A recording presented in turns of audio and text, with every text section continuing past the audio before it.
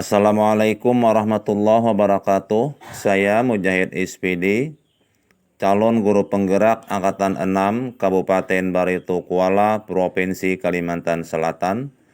Berikut akan saya tampilkan koneksi antar materi modul 2.1 memenuhi kebutuhan belajar murid melalui pembelajaran berdiferensiasi. Semua pengetahuan terhubung ke pengetahuan lainnya. Yang menyenangkan adalah membuat koneksinya. Arthur Alderheide. Dalam membuat koneksi antar materi ini, saya menggunakan panduan pertanyaan yang ada dalam modul. Apa yang dimaksud dengan pembelajaran berdiferensiasi? Lalu bagaimana hal ini dapat dilakukan di kelas? Pengertian pembelajaran berdiferensiasi. Pembelajaran berdiferensiasi adalah usaha guru untuk menyesuaikan proses pembelajaran di kelas untuk memenuhi kebutuhan belajar individu murid. Tomlinson 1999-14. Kemudian pengertian lainnya, pembelajaran berdiferensiasi adalah serangkaian keputusan masuk akal yang dibuat oleh guru yang berorientasi kepada kebutuhan murid. Penerapan pembelajaran berdiferensiasi di kelas. Hal ini dapat dilakukan melalui langkah-langkah. Yang pertama, menentukan tujuan pembelajaran. 2. Menganalisis kebutuhan belajar murid dengan melakukan asesmen terhadap aspek kesiapan belajar, minat, dan profil murid. 3. Menganalisis penerapan strategi diferensiasi. Diferensiasi konten, proses, dan produk. 4. Mengimplementasikan rencana pembelajaran berdiferensiasi dalam pembelajaran di kelas. 5. Melakukan asesmen pembelajaran yang disesuaikan dengan tujuan pembelajaran dan kebutuhan murid. Bagaimana pembelajaran berdiferensiasi dapat memenuhi kebutuhan belajar murid dan membantu mencapai hasil belajar yang optimal?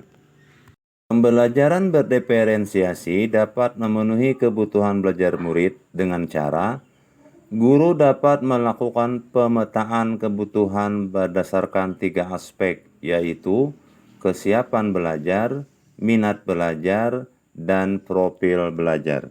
Pembelajaran berdiferensiasi dapat membantu murid mencapai hasil belajar yang optimal dengan cara guru dapat menerapkan strategi diferensiasi secara tepat, yaitu diferensiasi konten, diferensiasi proses, dan diferensiasi produk. Bagaimana koneksi antar materi pembelajaran berdiferensiasi dengan materi yang dipelajari pada modul sebelumnya? Materi pada modul sebelumnya itu terdiri dari Filosofis Pendidikan Nasional Ki Hajar Dewantara, Nilai dan Peran Guru Penggerak, Visi Guru Penggerak, dan Budaya Positif. Koneksi antar materi pembelajaran berdiferensiasi dengan materi sebelumnya.